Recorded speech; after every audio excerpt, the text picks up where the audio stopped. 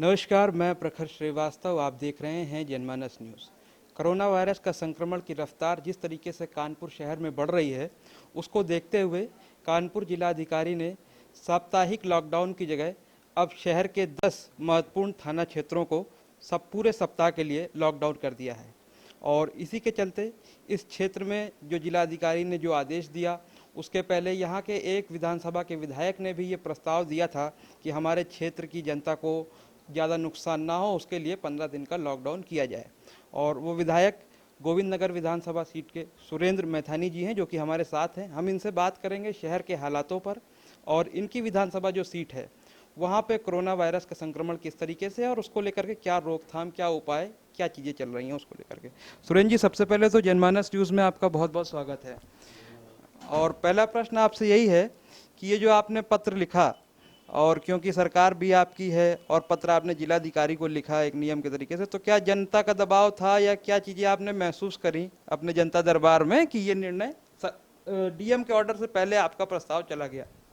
देखिए, मैं कोरोना के पूरे कालखंड में लगातार जनता के साथ मेरा संपर्क और संवाद रहा है। लोगों की सेवा करने का अवसर मिला है। जिस प्रकार से बड़ी संख्या में इस वायरस का बरसात के मौसम में बढ़ जाना और लोगों का एहतियात करने के बाद भी इस पर कहीं ना कहीं किसी त्रुटि के कारण से इस वायरस को अवसर मिल जाना, ये कानपुर के लिए बड़ी चिंता का विषय हुआ। तो मैंने सुझाव के नाते से कानपुर के जिलाधिकारी महोदय को पत्र लिखा। हमने ये सुझाव भी दिया कि आप इस लॉकडाउन के पीरियड में जरूरी आवश्यक वस्तुओं को आसानी से उपलब्ध रहें, लोगों की रीच में रहें और जो भी इसके सरकार की गाइडलाइंस है उसका पूरा पालन हो और लोगों को कोई तकलीफ ना हो, इसका विशेष ध्यान रखते हुए तभी इसको लॉकडाउन को बढ़ाया जाना चाहिए। लोगों को यदि तकलीफ हो तो मुझे लगता है इस पर पुनर्विचार होना चाहिए। विधायक जी, जैसा कि आपने कहा कि आप जनता से जुड़ाव रखते हैं और ये जब संख्या बढ़ने लगी, वायरस के लोगों से संक्रमित ज़्यादा होने लगे, स्थिति आपकी निकलती दिख रही थी, आपने सुझाव के रूप में जिलाधिकारी को पत्र लिखा। अभी भी हम देख रहे हैं कि लोग थोड़ा बहुत घर से निकल रहे हैं। हमने उन 10 थाना क्षेत्रों का भी मुआयना किया जो अभी लॉकडाउन की स्थिति में है। तो क्या पुलिस प्रशासन जो है वापस उस स्थिति में ले आएगा कानपुर के लोगों को कि वो घर से बिल्कुल भी ना निकलें? और दूसरा सवाल ये भी है कि आपने जो पत्र लिखा था उसमें बेड का भी जिक्र किया था, जो अस्पताल हैं उनको लेकर भी किया था, वो क्या है? उसके इन दो पक्षों के बारे में आप बताइए। देखिए, मुझे ये कहने में फक्र है कि मेरी गोविंद नगर विधानसभा क्षेत्र में काफ़ी अवेयरनेस लोगों के बीच में है। अगर कहीं छोटी मोटी त्रुटि हो जाती है तो जैसा अगर हम मास्क हो सकता है गलती से कहीं भूल गए और 10 कदम की दूरी पे जा रहे हैं, फिर से वहाँ पर दूसरा मास्क ले रहे हैं, इस बीच में अगर कोई घटना हो गई तो ये कोरोना को डेवलप करने का एक टाइम पीरियड उनको मिल जाता है और चेन बनती चली जा रही, जिसके लिए पुनः इस लॉकडाउन की भी आवश्यकता महसूस की गई।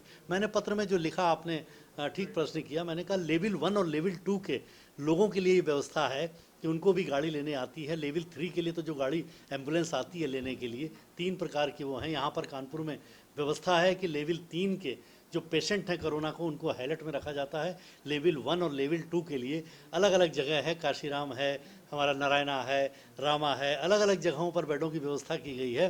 तो उसके लिए मैंने ये सुझाव दिया था कि जो लेवल 1 और लेवल 2 के पेशेंट हैं, यानी लो रिस्क पेशेंट है कोरोना के, उनको आप अनुमति दीजिए अगर संभव हो तो। मैंने कहा संवैधानिक व्यवस्था को देखना और सरकार की गाइडलाइन के अनुरूप ही अगर संभव हो तो मैंने जिलाधिकारी से अनुरोध किया है कि आप एक ऐसी व्यवस्था दे सकते हैं क्या कि जिसमें आप लोगों से कह दें कि आपको नारायणा आपको अलर्ट किया गया है, आपको रामा अलर्ट किया गया है, जहां आपके लिए बेड है, आप अपने संसाधन से जा सकते हैं। मतलब दोनों ऑप्शन रहे।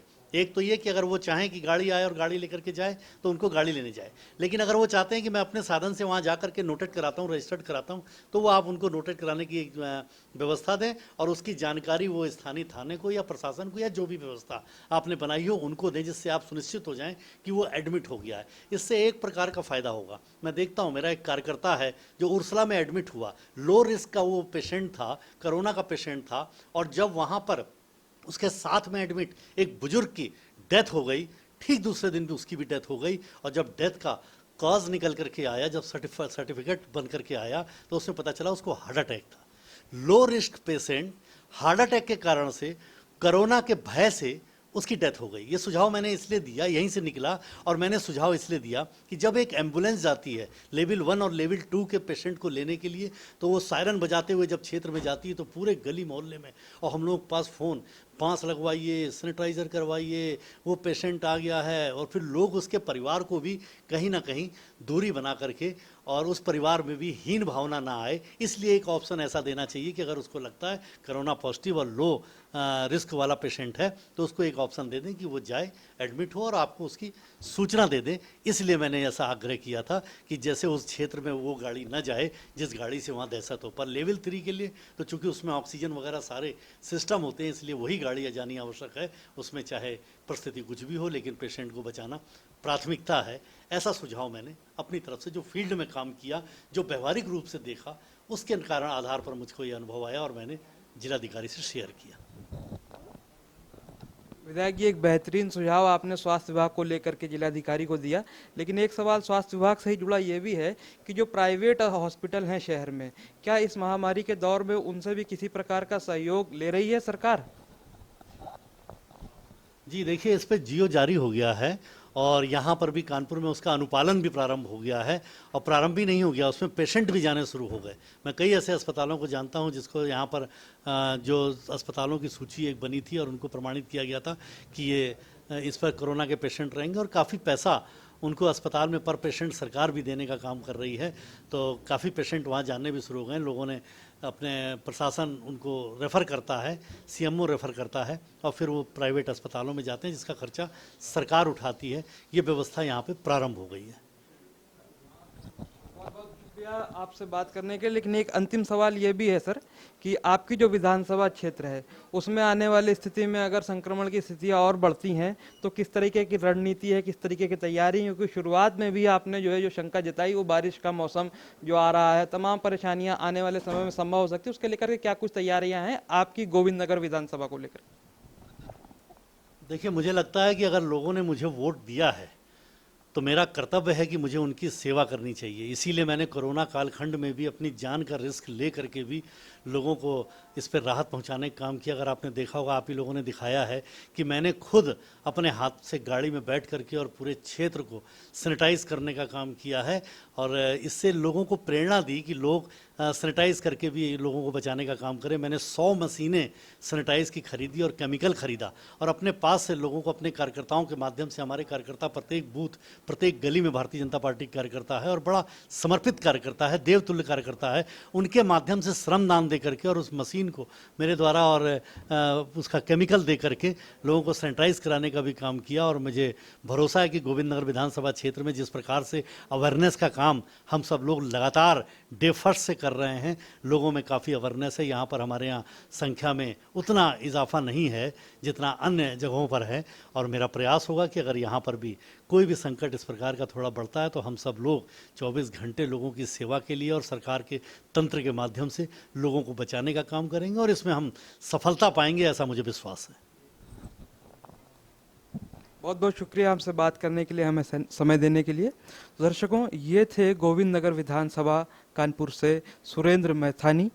और कानपुर की अन्य विधानसभाओं में कोरोना को लेकर के जो विधायकों की जवाबदेही है, कितनों ने अपनी निधि से क्या खर्च किया, किस तरीके से वो काम कर रहे हैं, वो सब हम आपको दिखाने की कोशिश करेंगे। आप बने रहिए जनमानस न्यूज़ के साथ। तब तक के लिए शुक्रिया। जनमानस न्यूज़ की वीडियोस देखने के लिए हमारे चैनल को सब्सक्राइब करें, नोटिफिकेशन पाने के लिए बेल आइकन को प्रेस करें।